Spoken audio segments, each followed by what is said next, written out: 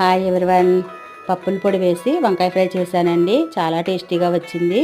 ఈ కర్రీ ఎంత బాగుంటుందంటే రైస్ మానేసి ఉత్తి కర్రీయే తింటారండి, అంత టేస్టీగా ఉంటుంది. స్టవ్ వెలిగించి పాన్ పెట్టి ఆయిల్ వేయకుండా నువ్వులు, పల్లీలు, పుట్నాల పప్పు, జీలకర్ర, ధనియాలు వేసి లైట్గా ఫ్రై చేసుకొని చల్లార్చి మిక్సీ జార్లో వేసుకోవాలి.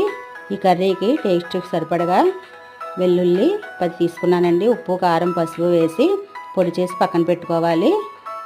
ఇప్పుడు అదే పాన్లో ఆయిల్ వేసి శనగపప్పు, మినపప్పు, జీలకర్ర, ఆవాలు, ఎండుమిర్చి, కరివేపాకు వేసి ఫ్రై చేసుకుని ఇప్పుడు సాల్ట్ వాటర్లో కడిగి పెట్టుకున్న వంకాయ ముక్కలు వేసి బాగా కలుపుకొని ఈ ముక్కలు సాఫ్ట్గా అయ్యేంత వరకు మూత పెట్టుకొని మగ్గించుకోవాలండి. ఇప్పుడు ఈ పప్పుల పొడి వేసి కొత్తిమీర కూడా వేసుకొని బాగా కలుపుకొని సర్వ్ చేసుకోవడమేనండి. ఎంతో టేస్టీ అయిన వంకాయ ఫ్రై రెడీ అండి. Thanks for watching.